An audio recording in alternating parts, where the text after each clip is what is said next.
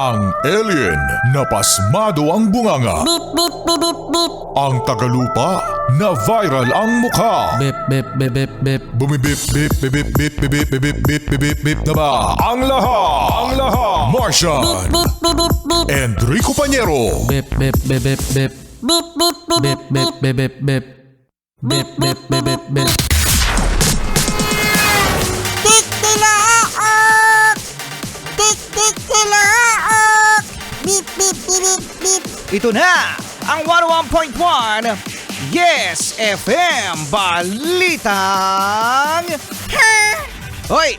Ayan, sa mga yes pa rin natin kung saan nakakakita ng mga feed nila sa social media kung ano nga ba ang nangyari sa Miss Universe Philippines 2026. Aba, may nanalo na! Oy, may nanalo na! Oh, congratulations sa Miss La Union na si Bea Milan Windorsky. Bilang Miss Universe Philippines 2026.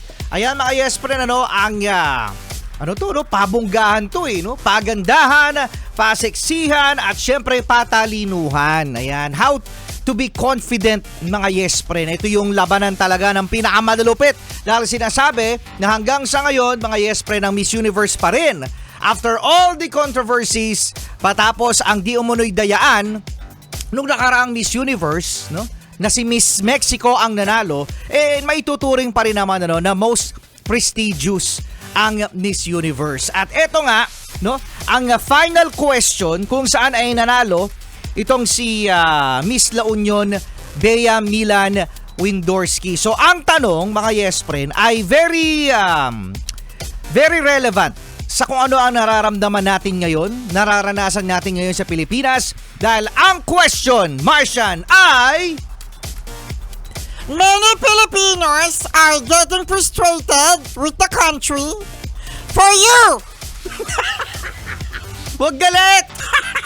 And for you, why is it still worth it to represent the Philippines on the global stage?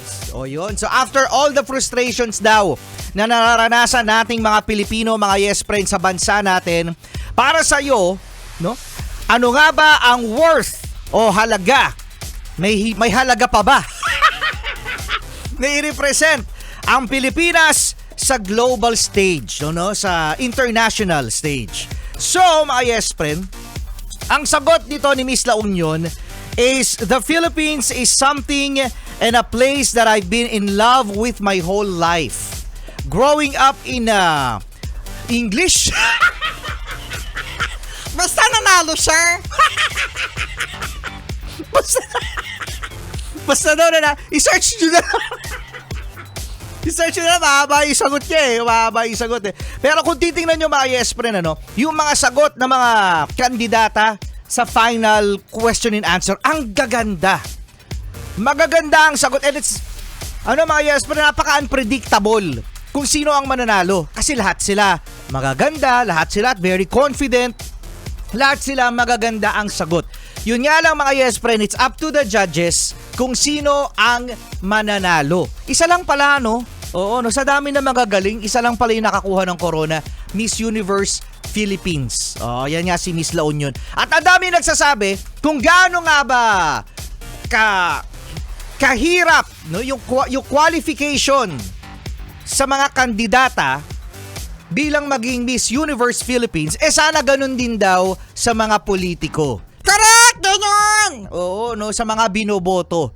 Kasi grabe yung qualification, mga yes friend. Biro mo, ilang buwan yung competition na yan. Tapos, grabe din mga yes friend ang labanan. So, congratulations muli kay Miss La Union, Miss Bea, congratulations. At sana makuha mo ang panglibang Miss Universe crown dito sa Pilipinas. Para may good news naman. Para may good news. Congratulations. At sana ganyan din tayo pumili ng politiko. Wala na nga. Yung siningit mo na naman Sana ganyan din. Para kayo nagmimini-mini-mini mo. Charlie Kit mo